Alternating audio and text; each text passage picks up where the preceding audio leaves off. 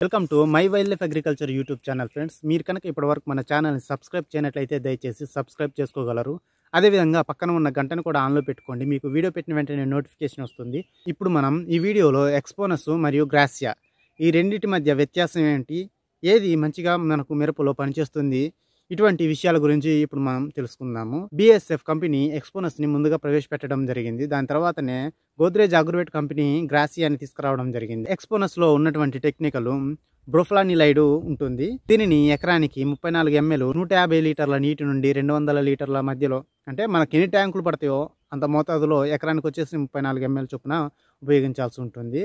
అదే గ్రాసియా చూసుకున్నట్లయితే గ్రాసియాని ఎకరానికి 160 ml నుంచి 180 ml మధ్యలో ఉపయోగించుకోవచ్చు. అయితే గోద్రేజ్ అగ్రోవేట్ కంపెనీ గ్రాసియాలో ఉన్నటువంటి టెక్నికల్ ఫ్లూక్సామెటమైడ్, ఈ రెండు అంటే ఇటు బ్రోఫ్లానిలైడ్ మరియు ఫ్లూక్సామెటమైడ్, ఈ రెండు కూడా గ్రూప్ 30కి చెందినటువంటి ఇన్సెక్టిసైడ్స్. ఇవి బ్రాడ్ స్పెక్ట్రమ్ ఇన్సెక్టిసైడ్స్. ఇవి మిరపలో మనకు ప్రత్యేకించి బ్లాక్ థ్రిప్స్ యొక్క నివారణకు తయారు చేయబడినప్పటికీ సన్నటి లబ్ధ పురుగులను, అదేవిధంగా కొంతమేర తెల్లదోమను, నల్లతామర పురుగులను, థ్రిప్స్ని కంట్రోల్ చేస్తూ ఉంటాయి. ఈ విధంగా ఇవి రెండు ఒకే రకమైన పనితీరును చూపెట్టినప్పటికీ ఒక విధంగా చూసుకున్నట్లయితే మనకు ఎక్స్పోనస్ కొంచెం బెటర్ రిజల్ట్స్ ఇచ్చేది ఫస్ట్లో. తర్వాత గ్రాసియా యూజ్ చేసినా కానీ, అంటే ఎక్స్పోనస్ అంత కాకపోయినా కానీ గ్రాసియా కొద్దిగా ఎక్స్పోనస్ కంటే తక్కువే వర్క్ అయ్యేది. కాకపోతే గ్రాసియాతో పాటు హనాబీని, అదే గోద్రేజ్ కంపెనీకి చెందినటువంటి హనాబీని రెండింటిని కలిపి యూజ్ చేసినప్పుడు ఈ ఎక్స్పోనస్ కంటే ఇవి మెరుగైన రిజల్ట్స్ అందించాయి. అయితే హనాబీ చూసుకున్నట్లయితే ఇది ఒక ఎకారిసైడ్. ఇది నల్లి నివారణి, ఎర్ర నల్లి, అదేవిధంగా పసుపు రంగు నల్లి, 4 రకాల నల్లులను ఈ హనాబీ నివారణ చేస్తుంది. ఈ విధంగా కాంబినేషన్ చేసుకున్నప్పుడు అద్భుతమైన రిజల్ట్ మనకు మిరపలో కనిపించడం జరిగింది. గ్రాసియా మరియు హనాబీ రెండింటి యొక్క కాంబినేషను బాగా పనిచేస్తూ ఉంది. అయితే ఎక్స్పోనస్ని సింగిల్గా స్ప్రే చేసుకుంటే కొంచెం వీటి మీద తక్కువ పనితనం అనేది కనిపించింది.